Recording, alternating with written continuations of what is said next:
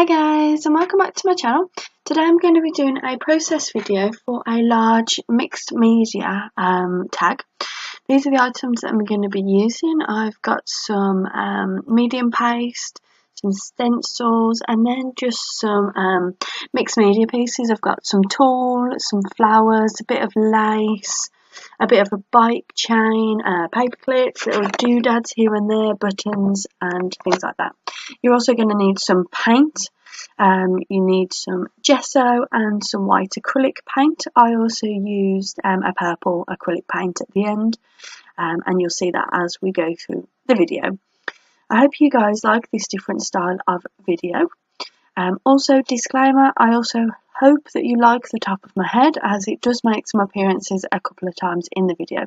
So I do apologise for this. I'm just experimenting with my camera setup. I've bought like an arm just to hang my phone camera off.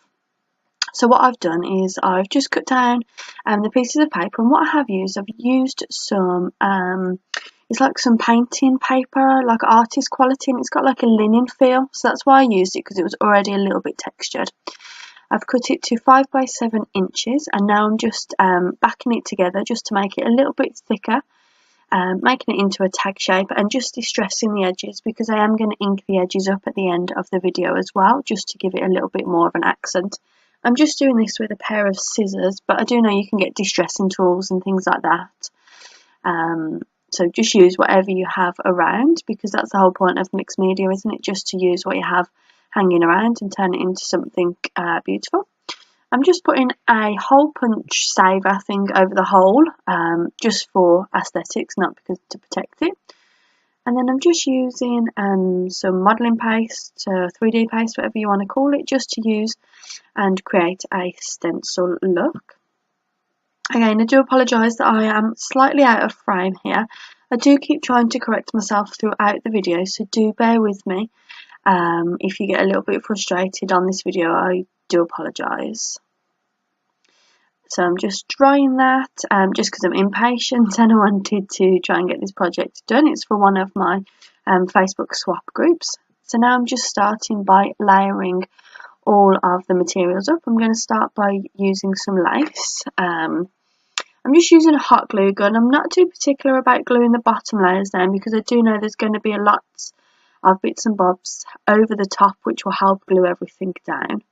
So now I'm just gluing my tulle, but if you had any netting or anything that's going to create texture on the background, even better. And then I'm just using metal pieces in the corner just to add accent. And really, when you're creating mixed media projects, it doesn't matter what colours everything is. As you can see, I didn't even select anything that was pale in colour. I've just gone for the items that I like. That's a Hessian flower that I've just put down there. A bit of bike chain that I raided from the toolbox, and that was the top of my head. Yeah, I do apologise about that, guys. I've just got some foam flowers, doodads, and I'm just going to layer it up in just a layout that I didn't particularly plan before the video. I just had an idea in my mind of how I wanted the tag to look.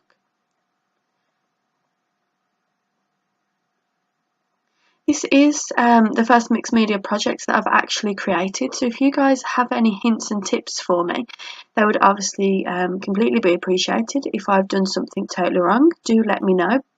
I'm very happy with the outcome. Yeah, that's just some jewellery making chain, really cheap chain. As you can see, I actually cut it with scissors. That's how cheap and plasticky it was. I sincerely apologise about the head. I've tried to cut a lot of the following video out because it did keep happening. Like I say, it's just because of the new setup of my camera. I didn't want to totally scrap the video, because I am really happy with the end product of the mixed media tag, and I wanted just to put this out here. Hopefully I could inspire even just one person. And I'm just using a button, something else that I found in the toolbox, and some wooden pieces. Put quite a few wooden butterflies on the project.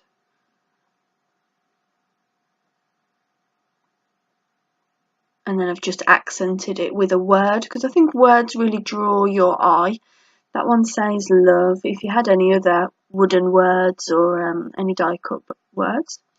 And then to create these beads around the bottom, what I've done is I've just put the glue gun and then I've just scattered beads into the glue gun. Some of them did come unstuck, so if you did decide to do this, you're really going to have to stick them into the glue gun, okay? So I'm just giving it a coat of gesso. First of all, it's just a graduate grade gesso, it's nothing particularly expensive. And I'm just giving everywhere a once over with the gesso, and I just dabbed it in rather than did brush strokes to try and avoid any strokes being left in the piece. Now I did cut this short because I don't want to teach grannies to suck eggs, so just give it a once over. This was what it looked like after one coat of gesso. I then went over it with a coat of acrylic, and I'll show you what that looks like now. This is what it looks like after one coat of acrylic paint. So the acrylic paint really does try and hide everything. I did find it really saturated everything though, so everything was quite wet. What I'm going to do now is give it like a purple wash. So I'm going to dilute my purple down so it's like a lilac-y colour. And then what I'm actually going to do is add water to it so it makes it like a whitewash, but a purple wash. All I do is just take the gel medium out of there, add some water in, and then just mix your colour into the water. It will make it a much more thin consistency and means that the purple will stick in all of the grooves. It won't completely wash it over as if you was to paint it with purple, but it just sticks into all the nooks and crannies and just will give you a nice purple highlight.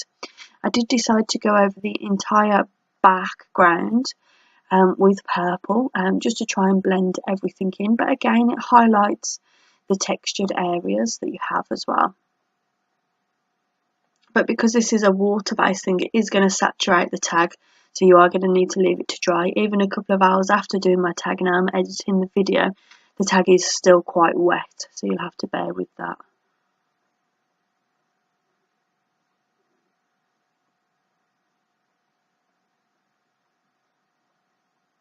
That's how it looks. The camera isn't really picking up the purple accent, so do stay tuned to the photo at the very end. It's took in daylight, so you'll be able to see it a little bit better. All I'm going to do is just dry it off with a heat gun now. So as you can see, everything looks like uniformed. You would never have guessed that everything's those mismatch of colours.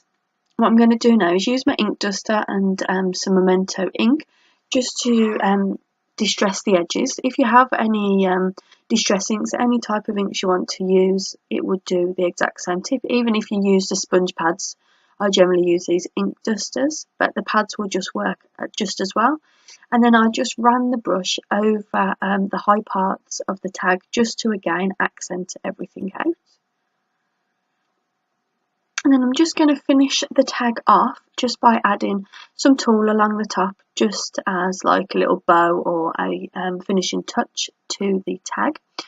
I hope you guys really enjoyed this video. Do give it a thumbs up. Don't forget to leave me any comments of any hints and tips that you have from mixed media projects. Thank you. Take care. Bye bye.